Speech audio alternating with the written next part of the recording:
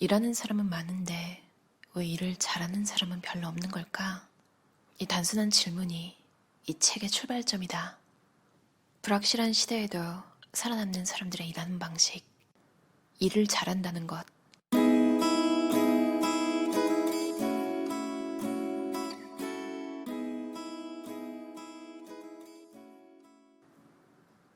오늘날 시대가 요구하는 인재상은 자신의 눈으로 세상을 똑바로 바라보면서 무엇을 해야 하고 하지 말아야 할지 스스로 판단해 실천할 수 있는 리더십을 지닌 인물이다. 일하는 사람들은 모두가 일 잘하는 사람이 되고 싶어 한다. 우선 일이 무엇인지를 명확히 인지할 필요가 있다. 일은 취미가 아니다. 취미는 자신을 상대로 자신을 위해 하는 행위다. 자신이 즐거우면 그걸로 충분하다. 이에 반해 일이란 내가 아닌 다른 누군가를 위해서 하는 행위다. 다른 말로 고객에게 도움이 되어야 일이라고 할 수 있다. 이때 고객은 반드시 조직 외부의 사람들로만 한정되지 않는다. 조직 내에서도 그 사람의 업무를 필요로 하는 사람이 있기 때문이다.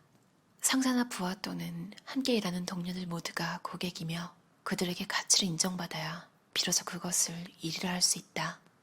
따라서 일을 잘한다는 것은 성과를 낸다는 것과 같다.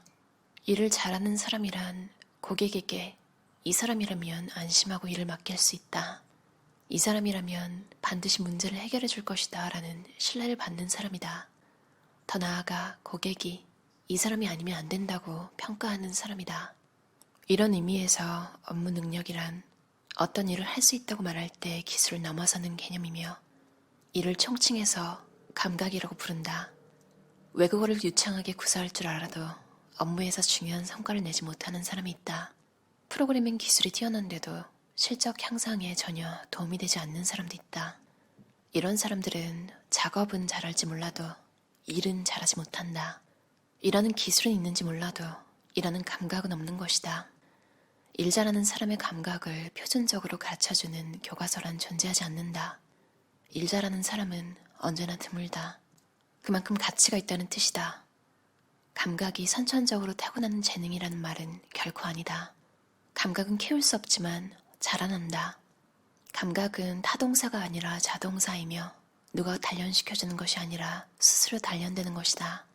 야마구치 슈 선생은 논리와 과학적 규칙을 앞세워 일하는 사람보다 감각을 토대로 예술적이고 창의적으로 일하는 사람이 더 큰 성과를 낸다는 것을 오랫동안 주장해온 세계적인 비즈니스 컨설턴트다.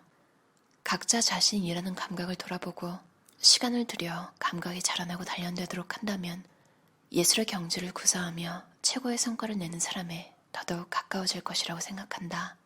감각을 갈고 닦는 일이야말로 커리어를 쌓아나가는 과정에서 얻을 수 있는 참다운 묘미다.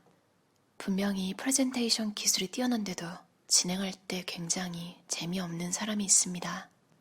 반대로 프레젠테이션의 구성이나 방법은 엉성하지만 이야기를 무척 잘 이끌어가는 사람도 있어요. 바로 이런 것이 우리가 감각적이라거나 예술적이라고 말하는 것입니다. 기술은 언어와 수치화해서 증명해 보일 수가 있다는 말씀에 동감합니다. 반면에 감각은 언어나 수치로 증거를 제시하기 어렵죠. 누군가 저는 감각이 좋아요 라고 자신하는 사람이 있다면 그 말을 듣고 믿음이 가기보다는 물음표가 떠오를 테니까요. 감각은 기술과 달리 정형적이고 표준적인 방법이 없으니까요. 기술적으로 일을 잘할 수 있는 열쇠는 옳은 방법의 선택과 노력, 그리고 지속적인 시간 투자입니다.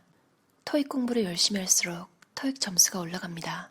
반면에 감각은 습득하기 어려울 뿐만 아니라 노력과 성과의 인과관계가 불명확하다는 점이 기술과 다르죠. 도움이 된다, 도움이 되지 않는다와 의미가 있다, 의미가 없다라는 두 가지 축을 조합해 세상에서 판매되는 상품과 서비스를 정리해보면 매우 흥미로운 사실을 알 수 있습니다. 효용가치가 큰 상품보다 의미가치가 큰 상품이 더 비싼 가격에 팔리고 있다는 점입니다. 혼다 어코드가 없는 인생은 상상조차 할 수 없다거나 닛산 프리메라의 핸들을 잡고 있으면 인생의 만족감을 느끼게 된다고 말하는 사람은 별로 없을 테니까요. 반면 포르쉐나 BMW 같은 차는 효율적인 가치도 있는 데다 의미 가치도 큰 영역에 속합니다. 일본 자동차의 표준 가격보다 3배에서 5배나 더 비싼데도 불티나게 팔리고 있지만 그렇다고 사용 가치가 3배에서 5배나 되는 건 아니거든요. 결국 의미 가치에 그만큼 큰 프리미엄을 지불한다는 의미입니다. 요즘 집에 장작 벽난로를 설치하고 싶어하는 사람들이 늘고 있는 현상도 같은 맥락입니다. 인류 문명이 일정한 수준을 넘어서면 문화적 측면에서의 가치 창출로 변화하기 마련입니다. 문제를 해결하면 새로운 문제가 생기는데 이때 오래된 문제와 새로운 문제는 서로 문제의 유형이 다릅니다. 단적으로 말해서 문제는 해결하면 할수록 양적 문제에서 질적 문제로 옮겨갑니다. 매슬로의 욕구 5단계 이론을 봐도 그렇습니다. 생리적 욕구나 안전의 욕구 등 비교적 저차원적 욕구일수록 수치화하기 수월하고 자아 실현이나 존중의 욕구 등 고차원적 욕구일수록 수치화하기 어렵습니다. 양으로는 도저히 파악할 수 없는 문제를 인식하기 위해서는 감각이 필요합니다. 거리가 아름답지 않으니 상점의 간판 설치를 규제해야 한다는 제안을 예로 들어볼까요? 아름답지 않다는 것은 수치로는 표현할 길이 없기 때문에 좀처럼 문제에 접근하기 어려운 것이죠. 문제 해결을 위한 분석에서 가장 중요한 것은 이것이 원인이 아닐까 하고 잡아채는 영감입니다. 이게 바로 감각이고 직관이죠. 날카로운 직관력이 있다면 매우 간단한 분석 한 방으로 강렬한 설득력을 가질 수 있습니다. 저는 1960년대에서 1970년대 일본 만화를 대표하는 걸작으로 꼽히는 권투 만화인 내일의 조에서 천재적인 복서 야부키 조가 왜 계속 지는지에 대해 종종 생각하곤 했습니다. 조의 노력은 라이벌들에 비해 결코 부족하지 않습니다. 마지막에는 목숨을 잃을 정도로 철저히 자신을 억제하며 노력합니다. 그런데도 지고 말아요. 만화책에 쓰여있진 않지만 결국 감각이 없어서 지는 것입니다.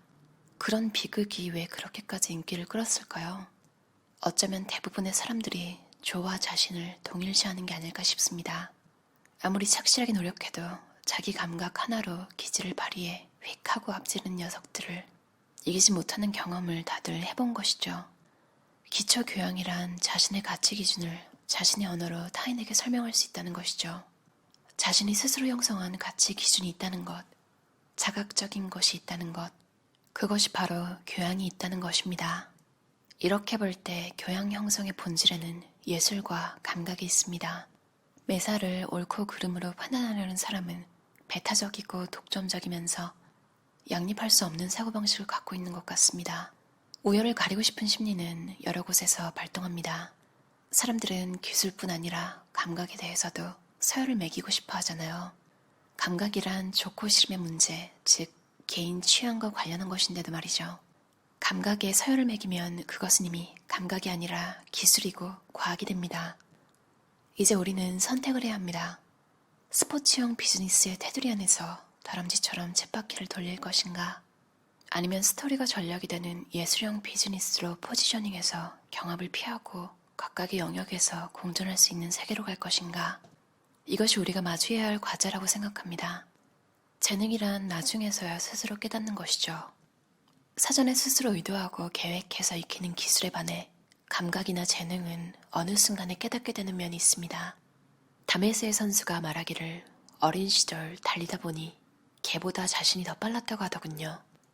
그래서 나 달리기를 잘하는 것 같아 하는 생각이 들었다는 거예요. 바로 그런 순간처럼요.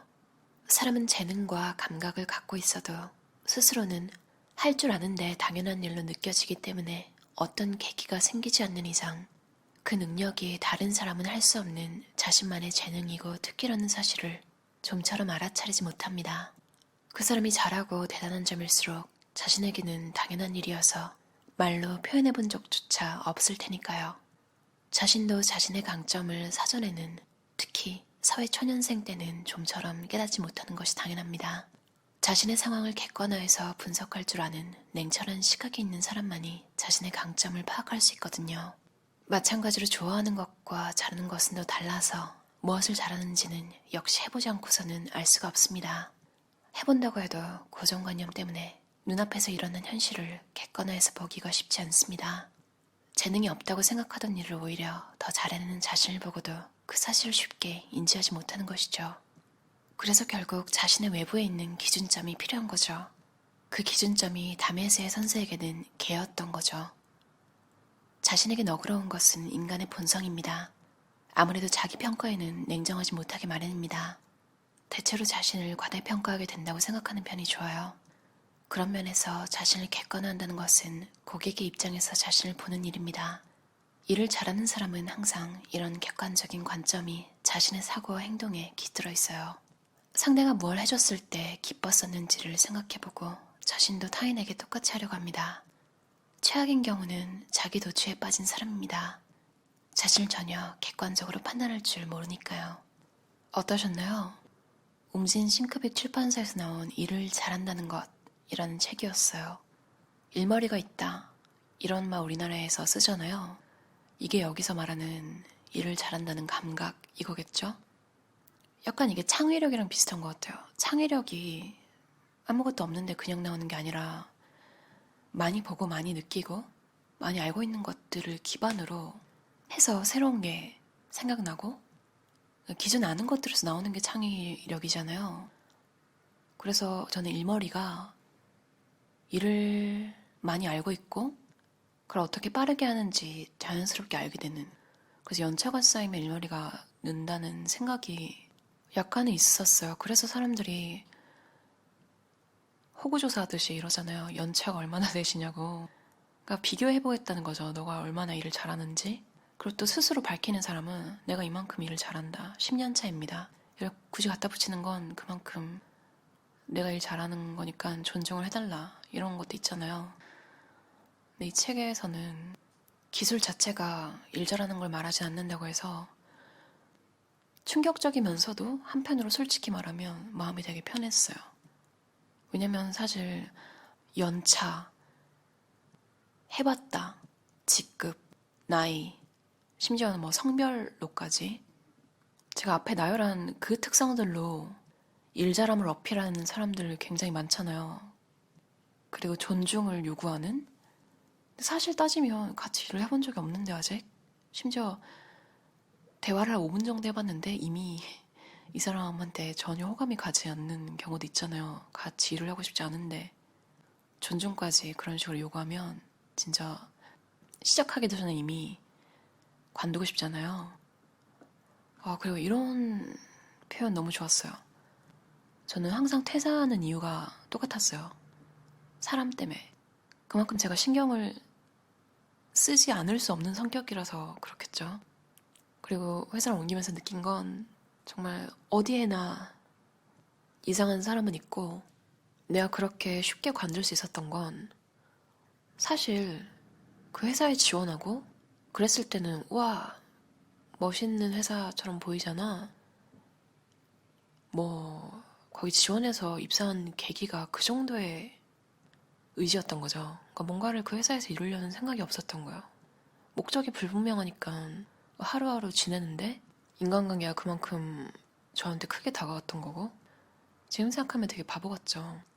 이래서 결혼을 하고 자식 있고 이러면 확실히 목적의식 이런 게 있어서 더 잘 버티고 이러시는 것 같아요. 제 이것에 대해 생각해 본 게 처음으로는 CJ 브랜딩 다 새로 하셨던 노희영 브랜드 컨설턴트 있으시잖아요. 책을 읽는데 목적의식이 굉장히 강하신 거예요.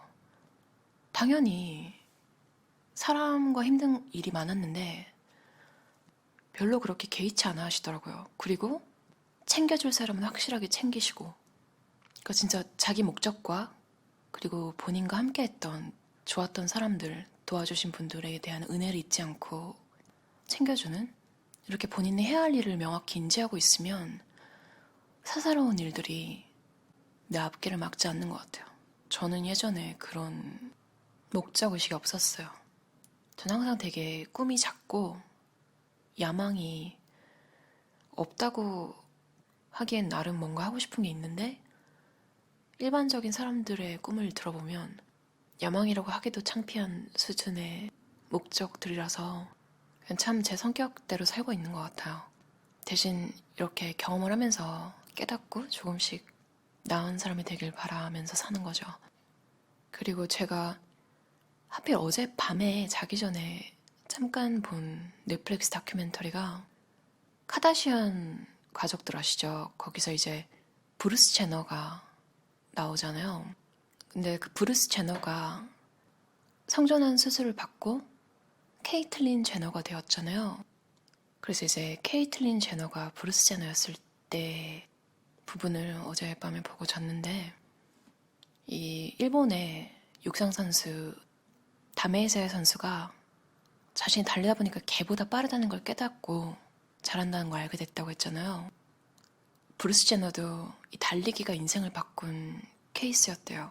어렸을 때 되게 고통스러웠대요. 공부도 잘 못하고, 왜냐면 난독증이 있어가지고 어린 마음에도 되게 난 좀 다르구나 뭐 이런 느낌이 있었다는데, 어느 날 선생님이 애들을 달리게 해서 그 기록을 쟀대요. 근데 지금은 케이틀린 제너인 브루스 제너가 어렸을 때, 그러니까 전교에서 1등이었던 거죠, 달리기가. 그 순간 인생이 바뀌었다고 해요. 이 책에도 계속 자기 객관화가 굉장히 중요하다고 하잖아요. 그것도 어떻게 보면 감각의 하나고요. 우리나라에서 말하는 일머리. 그러니까 일머리가 좋고 감각이 있고, 이렇지 못하면 기술로 살아남을 수 있는 직급은 딱 과장까지래요. 이 책에 나와 있는데, 그 후에는 다 창의적인 과정이잖아요. 어떤 게 우선순위에서 앞쪽이고, 그런 식으로 배우지 못한 것들을 스스로 판단하고 직관적으로 선택을 해야 하는데, 그때는 이제 일머리가 없으면 도태된다는 거죠. 그 다큐멘터리 다 보진 못했는데, 그 케이틀린 제너 그 잠깐 본 내용인데도, 심지어 10대 때잖아요. 얼마나 자기 자신에 대한 분석이 되게 객관적이고 철저한지, 왜 금메달리스트가 됐는지 알겠더라고요. 배운 게 아니잖아요. 이래서 이런 부분이 타고난다고 하는 거구나, 이런 생각이 들었어요. 그래서 인간이 하는 직업들이 많이 대체된다고 하잖아요. 그래서 오히려 인간만이 할 수 있는 인문학적 성향을 발전시켜야 된다고 들었는데, 이 책에 하버드 대학 행동심리학 연구소장 데이비드 맥클리랜드 교수가 새로운 인재선발 체제를 고안해달라는 부탁을 받고 연구를 해서 밝힌 내용 중에, 외교관을 채용할 때 기술이나 지식은 전혀 상관이 없었대요. 그러니까 필요 조건일 수 있지만 충분 조건은 아니었다고요. 이분이 연구를 해보니까 성공한 외교관은 피부색이 다르거나 문화나 종교가 다른 사람이라 해도 상대가 지금 뭘 걱정하고 있는지, 왜 화가 난 건지 감정을 감지하는 대인 감수성이 매우 뛰어납니다. 그리고 수평적이고 건설적인 인간관계를 구축할 수 있다는 신념. 그러니까 저 녀석은 어차피 바보니까 라든가 이상한 종교를 믿고 있는 열등한 인종이니까 와 같은 생각을 전혀 하지 않습니다. 이렇게 나와 있어요. 그리고 셋째로 정치적인 부분에 대해서 날카로운 안목을 지닌 유형이래요. 그러니까 이런 특성들이 미묘하게 줄타기를 하면서 다 적절히 기능을 하고 있는 사람이겠죠. 진짜 여러분도 많이 느끼셨겠지만 감성지능이 얼마나 중요한지 나이가 먹을수록 깨닫게 되잖아요. 특히 협업에서는요. 왜냐면 협업이라는 건 커뮤니케이션이 그만큼 중요한 건데, 혼자 잘났다고 혼자 판단하고 공유를 안 하고 그런 사람이랑은 아무리 일을 잘해도 같이 하고 싶지 않잖아요. 뭐 혼자 하는 프로젝트 같은 거는 진짜 잘할 수 있겠죠. 왜냐면 그 사람은 혼자 하면 되니까. 근데 살아가면서 하는 일의 많은 부분이 협업이 필요한 부분이고 해서, 그래서 감성지능이 되게 중요시 되는 것 같아요. 그리고 심지어 혼자 하더라도 고객이 사람인 경우가 더 많을 거 아니에요. 근데 고객의 입장에서 생각할 수 있는 감성지능이 없다면, 책에서 말했듯이 그 기술적인 부분이 완벽하더라도 한계가 있다는 거죠. 너는 나의 봄이라는 드라마에 보면 서현진 씨가 일을 되게 잘하는 느낌이잖아요. 근데 그만큼 사람도 엄청 잘 챙기죠.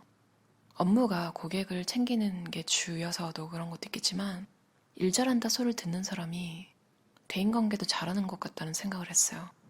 이 책에서 고객에 포함되는 게 직장 동료도 있다고 했잖아요. 근데 그걸 친구로 확대하면 친구도 어떻게 보면 고객인데, 그 친구가 생각하는 걸 파악하지 못한다면 감정적인 교류가 없을 거 아니에요. 참 그래도 희망적인 건, 이게 자라날 수 있는 부분이라는 게 좀 희망적인 것 같아요. 그럼 오늘도 들어주셔서 감사합니다. 편안한 하루 보내세요.